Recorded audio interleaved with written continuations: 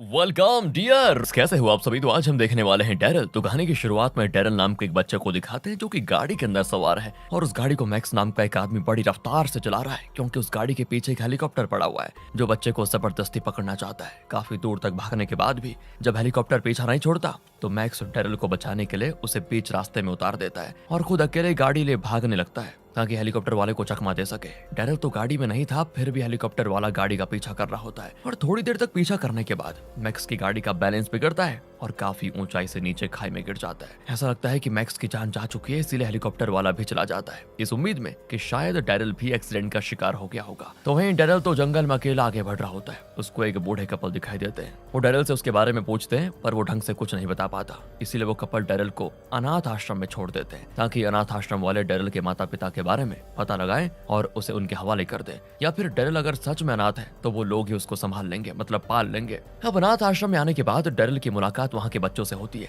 जो बॉल से खेल रहे होते हैं। डैरल को देखकर ऐसा लगता है कि बाहर का माहौल उसने कभी देखा ही नहीं और ना ही वो कभी बच्चों के साथ खेला है क्योंकि उसे कोई गेम खेलना नहीं आता। बाकी बच्चे भी हैरान रह जाते हैं कि बड़ा ही अजीब इंसान है, कभी गेम नहीं खेला इसने, बताओ। अनाथ आश्रम में दोस्तों डैरल के सारे टेस्ट वगैरह किए जाते हैं कि मतलब उस पर कोई दिमागी प्रॉब्लम तो नहीं है। एक आंखों का डॉक्टर डैरल से बोर्ड पर लिखी चीजें पढ़ने को कहता है तो डैरल एक सेकंड ही देखकर सारी चीजें पढ़ लेता है। उनमें से कुछ तो बहुत ही छोटी राइटिंग में लिखे होते हैं। डॉक्टर खुद भी हैरान रह जाता है कि इतनी जल्दी इतनी दूर की सारी चीजें कैसे दिखाई थी इसको। इसके बाद आश्रम में एक ऑफिसर आता है। वो डैरल के बारे में ही जानने के लिए आया हुआ था। डॉक्टर्स उसे बताते हैं कि डैरल के साथ शारीरिक कोई प्रॉब्लम नहीं है लेकिन मानसिक हो सकती है। शायद किसी तरह का गहरा सदमा लगा होगा उसको, तभी इसको अपने माता पिता की याद नहीं है। इसे हम शॉर्ट टर्म मेमोरी लॉस भी कह सकते हैं। थोड़े दिन के बाद बाकी लोगों के साथ घुल मिल कर रहेगा तो अपने आप सारी चीजें याद आ जाएंगी। इसीलिए दोस्तों वो ऑफिसर डैरल को एक फॉस्टर होम में लेकर जाता है। असल में दोस्तों ऑफिसर डैरल के माता पिता के बारे में जानकारी निकालने की कोशिश में लगा हुआ है, लेकिन जब तक जानकारी नहीं मिल जाती तब तक उसे फॉस्टर होम में रखना पड़ेगा। अब ये फॉस्टर होम रिचर्ड और जेनी नाम के कपल चलाते हैं। ये दोनों आने वाले कुछ दिनों तक डैरल का ख्याल रखेंगे। कुछ दिनों में डैरल के माता पिता मिल गए तो ठीक, वरना आगे से डैरल अनाथ आश्रम में ही रहेगा। रिचर्ड और जेनी दोनों डैरल को देखकर बड़े खुश हो जाते हैं और उसके साथ अच्छे से पेश भी आते हैं ताकि डैरल को घर जैसा फील हो यहाँ पर। अब अगले दिन की बात है, रिचर्ड के पड़ोस में रहने वाला बच्चा टिमी आ जाता है। वो जेनी से कहता है कि मैंने सुना है कोई नया बच्चा आपके घर रहने के लिए आया हुआ है और सभी उसको बड़ा इंटेलिजेंट और हैंडसम कह रहे हैं, जरा मुझे भी उससे मिलवाइए। तभी वहाँ पर डैरल भी आ जाता है। फिर टिमी उसको आसपास का इलाका अच्छे से घुमाता है और सारे गेम्स वगैरह के बारे में सब बताता है और अपने घर भी लेकर जाता है जहाँ टिमी की बहन भी उसी के साथ उसके कमरे में रहती है। टिमी कहता है कि मेरी बहन तो आए दिन अपने नए नए बॉयफ्रेंड को घर लेकर आ जाती है, उनके साथ मस्ती करती है, इसलिए मैंने उसका नाम होकर रख लिया है, लेकिन तुम उसको ये नाम मत बुलाना वरना बहुत मारेगी मुझे। चलो साथ में कोई गेम खेलते हैं। दोस्तों ये टाइम था 1985 का, यानी 1985 का, तो कंप्यूटर पर गेम्स भी उसी टाइम के हिसाब से होते थे। दोनों कार रेसिंग वाला गेम खेलते हैं जिसमें टिमी की बहन का ही एक हाई स्कोर होता है, लेकिन जब डैरल उस गेम को चलाता है तो वो हाई स्कोर का डबल स्कोर बना देता है,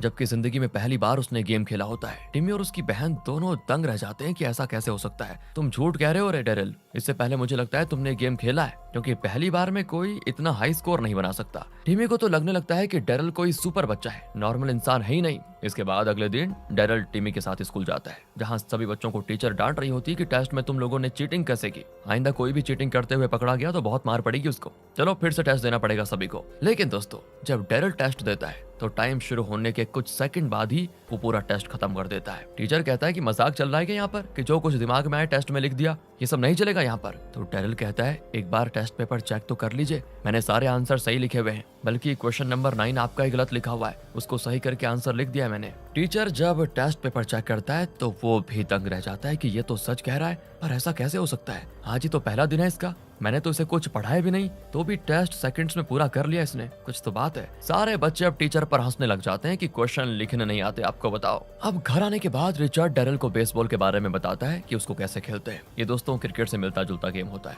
लेकिन डैरल ने जिंदगी में पहली बार बेसबॉल बैट पकड़ा होता है तो वो ढंग से पकड़ भी नहीं पाता। रिचर्ड उसको रूल बताता है कि कैसे बैट पकड़ना है और कब बॉल को मारना है। डैरल को बस रूल जानने की देरी थी और अगली ही बॉल वैसे मारता है कि बॉल दिखाई ही नहीं देती। रिचर्ड भी हक्का बक्का रह जाता है कि बच्चा होकर इसने ऐसा शॉट कैसे मार दिया। वो दोबारा 2-4 बॉल फेंकता है पर डैरल हर बॉल को सीधा तारामंडल में पहुंचा देता है, मतलब बहुत दूर मार देता है। कुछ से तो वो घर के कांच भी फोड़ देता है। रिचर्ड कहता है कि लगता है पिछले जन्म में बेसबॉल के एक्सपर्ट खिलाड़ी रहे होंगे तुम, तभी ऐसे शॉट्स मार रहे हो। वैसे भी बहुत अच्छी बात है, अगले हफ्ते मेरी एक बंदे के साथ बेसबॉल में शर्त लगी है, वो अपने बच्चों की बेसबॉल टीम लेकर आएगा और मैं अपनी टीम लेकर जाऊंगा, तो तुम भी मेरे साथ बेसबॉल मैच में आ जाना, धूल चटा देंगे हम को। ये सुनकर डेरल को भी खुशी होती है और अब इन सब चीजों को देखने के बाद इतना तो लग ही रहा है कि डेरल कोई मामूली बच्चा नहीं है, उसके अंदर कुछ तो खास बात है जो अभी तक सामने नहीं आई। लेकिन इस बारे में उन हेलीकॉप्टर वालों को जरूर पता होगा कि डेरल के अंदर क्या चीज है, तभी तो वो उसके पीछे पड़े हुए थे। अब शाम को रिचर्ड के घर पर वो ऑफिसर अपनी पत्नी के साथ आता है ताकि डेरल की हालत के बारे में जानकारी निकाल पाए कि उसकी याददाश्त आई कि नहीं, उसका बर्ताव कैसा है वगैरह वगैरह। तो जेनी कहती है डेरल में सब कुछ ठीक है, ठीक ही नहीं कुछ ज्यादा ही ठीक है, वो सारे काम खुद से करता है। मेरा मतलब 10 साल का बच्चा अपने लिए नाश्ता बना लेता है, खुद के लिए कपड़े धो लेता है, उसको आयरन भी करना आता है। आखिर कोई बच्चा इतना परफेक्ट कैसे हो सकता है? मानो उसके दिमाग में जो फिट कर दिया गया वो वही करता रहेगा और मुझे नहीं लगता कि उसको हमारी जरूरत है। ये सुनकर ऑफिसर और उसकी पत्नी कहते हैं कि देखो, इसका मतलब ये नहीं कि डेरल के साथ कुछ प्रॉब्लम है, शायद उसके माता पिता ने उसे बहुत ही अच्छे तौर तरीके सिखाए होंगे, इसीलिए वो ऐसा है। आप लोगों का काम है बच्चों की देखभाल करना, तो आप वही करिए, बाकी का काम हम लोग संभाल लेंगे। अगले दिन रिचर्ड बेसबॉल शर्त के लिए एटीएम से पैसे निकालने जाता है, लेकिन कुछ प्रॉब्लम की वजह से पैसे नहीं निकल पाते। तो वो कहता है लगता है मशीन खराब हो गई है, लेकिन डेरल उसको जवाब देते हुए कहता है कि मशीन खराब नहीं हो सकती, मशीन तो गलतियां भी नहीं करती, गलतियां तो सिर्फ इंसानों से होती है। इतना कहकर वो न जाने क्या क्या बटन दबाकर रिचर्ड को उसके पैसे निकाल कर दे देता है। साथ ही रिचर्ड के आगे जाने के बाद वो एटीएम के सिस्टम में छेड़खानी भी करता है और रिचर्ड के अकाउंट का बैलेंस लाखों में बढ़ा देता है, जिसके बारे में रिचर्ड को भी नहीं पता होता। मानना पड़ेगा दोस्तों, ये डेरल तो हैकर निकला, पता नहीं क्या क्या जानता है ये छोटा बच्चा। अब रिचर्ड की टीम के बच्चे बेसबॉल खेलने आ जाते हैं। सामने वाली टीम काफी अच्छा प्रदर्शन करती है, सभी बच्चे अच्छे से खेलकर स्कोर को आगे बढ़ाते हैं। लेकिन तब आता है डेरल, वो हर बॉल को ऐसे उड़ा उड़ा के मारता है कि सभी के होश उड़ जाते हैं। किसी को यकीन नहीं होता कि कोई बच्चा ऐसे खेल भी सकता है। इस तरह से डेरल ने पहला मैच आसानी से जीत लिया। इससे रिचर्ड के साथ साथ डेरल भी बड़ा खुश होता है और वो खुशी खुशी जेनी से भी बात करने आता है, लेकिन वो थोड़ा सा टेंशन में होती है डेरल के बारे में सोचकर कि वो इतना सा बच्चा है, मतलब कैसे कर पा रहा है वो ये सारी चीजें, ये जेनी के दिमाग में होती है। और दोस्तों, जेनी और रिचर्ड को उनका बच्चा नहीं हुआ था, तो वो हमेशा कोशिश करते हैं फॉस्टर होम में आए बच्चों को अडॉप्ट करने की। और ऑफिसर ने उनसे कह दिया था कि अगर डेरल के माता पिता नहीं मिलते और डेरल उनके साथ घुल मिल जाएगा तो वो हमेशा उनके साथ रह सकता है। लेकिन जेनी को तो यही टेंशन है कि जब डेरल हर काम में परफेक्ट है तो हमारे साथ रहना क्यों चाहेगा, उसे हमारी क्या जरूरत होगी। अब जेनी की बात करने के तरीके से डेरल समझ जाता है कि जेनी उससे नाराज है। इस चीज से वो काफी ज्यादा उदास हो जाता है। टिमी कहता है कि क्या हुआ, बड़ा उदास लग रहा है। तो डेरल उसको सारी बातें बता देता है। टिमी कहता है कि भाई सही तो कह रही है जेनी, बच्चे शरारती होते हैं, काम बिगाड़ देते हैं, थोड़ी बदतमीजी भी करते हैं, ऐसे बन फिर सभी खुश हो जाएंगे। और ये बात डेरल के दिमाग में बैठ जाती है, इसीलिए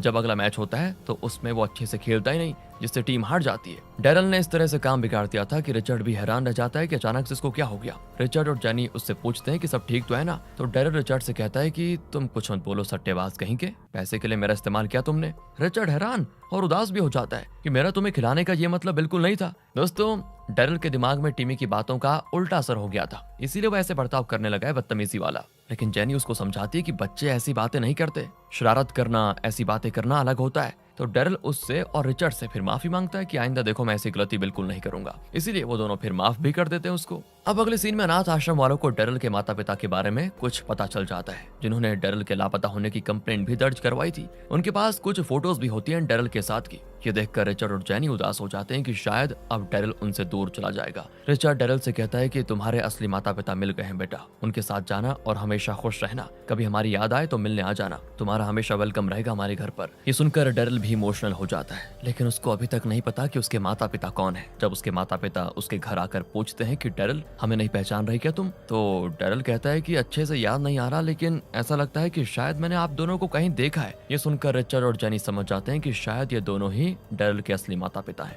याददाश्त कम होने की वजह से वो ठीक से याद नहीं कर पा रहा। टिमी तो गुस्से में डेरल से मिलने भी नहीं आता कि अब डेरल मेरे साथ खेलने कभी नहीं आएगा तो मैं उसको गुड बाय भी नहीं कहूंगा। इसीलिए डेरल भी बिना गुड बाय कहे वहां से चला जाता है। उसके माता पिता एयरपोर्ट आकर उससे प्राइवेट प्लेन में सवार कर देते हैं, जहां वो पायलट से बात करने लगता है कि अंकल बताओ ना प्लेन कैसे चलता है। तो पायलट फिर कुछ इंपॉर्टेंट चीजों के बारे में उसको बता देता है। इतना ही सुनने की देरी थी कि दोस्तों आपको पता ही होगा आगे क्या होगा। डेरल ही उसको बताना शुरू कर देता है और पायलट भी हैरान कि बड़ा तेज दिमाग का बच्चा है, लगता है आगे चलकर बहुत बड़ा पायलट बनेगा। तो वहीं प्लेन के अंदर डेरल के माता पिता आपस में बात कर रहे होते हैं कि हमें यकीन नहीं होता इतना बड़ा मिशन हमने इतना आसानी से पूरा कर लिया, ये तो महज इत्तेफाक था और यही इत्तेफाक ने हमारी मुसीबत आसान कर दी। जिसके बाद सभी वहां से एक साइंस लेबोरेटरी में जाते हैं और यहाँ दोस्तों रिवील होता है मूवी का मेन प्लॉट। तो असल में दोस्तों डेरल जो कि इतना इंटेलिजेंट बच्चा है वो कोई इंसान नहीं बल्कि बहुत ही ज्यादा एडवांस्ड रोबोट है, जिसे कुछ साइंटिस्ट ने मिलकर बनाया है। और इन्हीं साइंटिस्ट में डेरल के माता पिता भी शामिल है। इनका नाम है जेम्स और मेगन।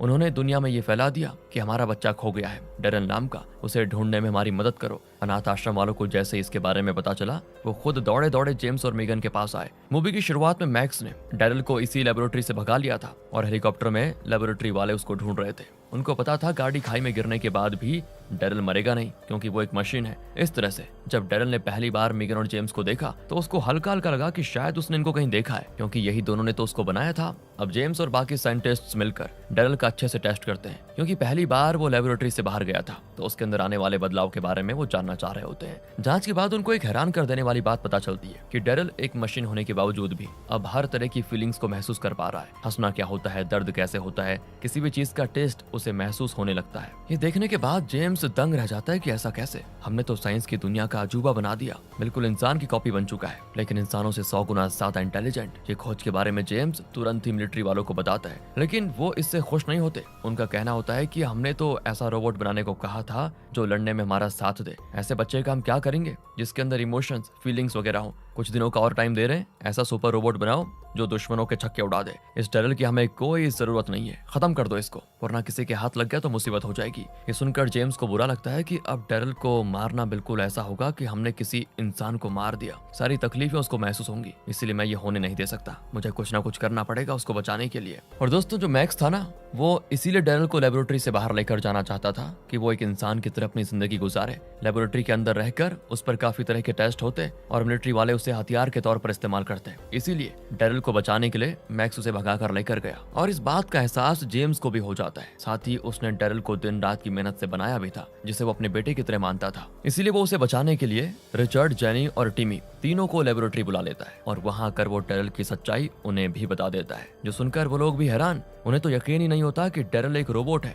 तो उन्हें यकीन दिलाने के लिए जेम्स टिमी से कहता है कि हमने डेरल की मेमोरी कंप्यूटर में फिट करके रखी हुई है, कोई ऐसी बात जो सिर्फ तुम दोनों जानते हो वो उससे पूछो और देखो कि ये कंप्यूटर उसका जवाब देता है या फिर नहीं। टिमी सवाल तो कर नहीं पाता, तो कंप्यूटर में से डेरल ही टिमी से पूछ लेता है कि ये हुकर क्या होता है जो तुम अपनी बहन को इस नाम से चिढ़ाया करते हो। ये सुनकर टिमी समझ चुका था कि जेम्स बिल्कुल सही कह रहा है। अब जेम्स सभी से कहता है कि मिलिट्री वाले चाहते हैं कि डेरल को मार दिया जाए, लेकिन मैं ऐसा होने नहीं दूंगा। मैं देखना बड़ी सावधानी से डेरल को लेबोरेटरी से बाहर निकालूंगा, उसके बाद प्लीज आप लोग उसका ख्याल रखिएगा और दुनिया से उसको छुपा कर रखना। इस पर रिचर्ड और जेनी दोनों मान जाते हैं। अगले सीन में एक मिलिट्री जनरल लेबोरेटरी आता है। वो ये जानने के लिए आया होता है कि डेरल अभी तक मरा या फिर नहीं। तो जेम्स और मेगन मिलकर किसी मरे हुए जानवर का ऑपरेशन करके बता देते हैं कि हमने डेरल को मार दिया हमेशा हमेशा के लिए। लेकिन जनरल को अभी तक यकीन नहीं होता कि इतनी बड़ी खोज ये आसानी से खत्म तो नहीं कर सकते, इसलिए वो सारा सिस्टम अच्छे से चेक करता है कि कहीं तो डेरल के बारे में जानकारियां होंगी। तब थोड़ी कोशिश के बाद उसको पता चल जाता है कि डेरल तो अभी भी चालू है,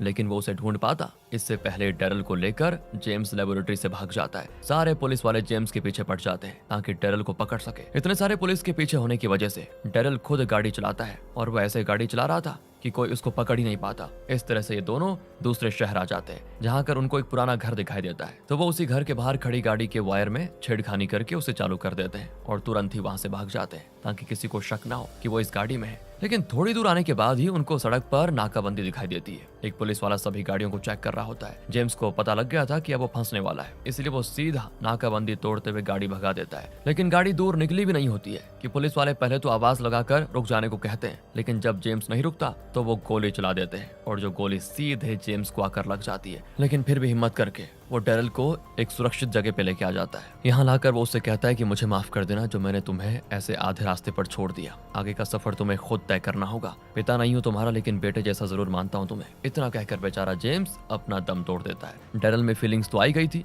उसको भी एहसास होता है कि किसी अपने के जाने पर कैसा लगता है। अब रात को डेरल एक मिलिट्री कैंप पर चुपके से घुस आता है और इमरजेंसी अलार्म एक्टिवेट कर देता है चुपके से, जिससे सारे सोल्जर्स में अफरा तफरी मच जाती है। और इसी मौके का फायदा उठाकर डेरल तुरंत फाइटर प्लेन के हैंगर में घुस जाता है और वहां से एक फाइट प्लेन को चालू भी कर देता है, क्योंकि वो था तो एक रोबोट और पायलट से कुछ इंपॉर्टेंट चीजें उसने सीख भी ली थी। तो ये प्लेन चलाना उसके लिए कोई बड़ी बात नहीं थी। सारे सोल्जर्स हैरान कि भाई साहब ये क्या हो रहा है, फाइटर प्लेन कौन चलाकर भाग रहा है। चेक करने पर पता चलता है कि ये तो डेरल ही है जो प्लेन को लेकर भाग गया। वो कई बार संपर्क करके डेरल से कहते हैं कि प्लेन को लेकर वापस आ जाओ, वरना हमें मजबूरन प्लेन को विस्फोट करना पड़ेगा। लेकिन डेरल एक नहीं सुनता, उल्टा वो कैमरे पर च्युइंगम चिपका देता है, जिसकी मदद से सभी उस पर नजर रखे हुए थे। ये सब देखकर सभी एक मिसाइल छोड़ देते हैं जो करीब 6 मिनट में प्लेन को हिट करेगा। लेकिन फिर भी डेरल सुनने को तैयार नहीं होता। वो वॉकी टॉकी से टिमी से संपर्क करके कहता है, हमारे घर के बाहर जो लेके वहां पर आ जाओ, मैं किसी भी टाइम वहां पहुंच जाऊंगा। टिमी कहता है, किस चीज से आ रहे हो बताओ। डेरल कहता है, यकीन नहीं होगा तुम्हें, आने के बाद तुम्हें बताऊंगा।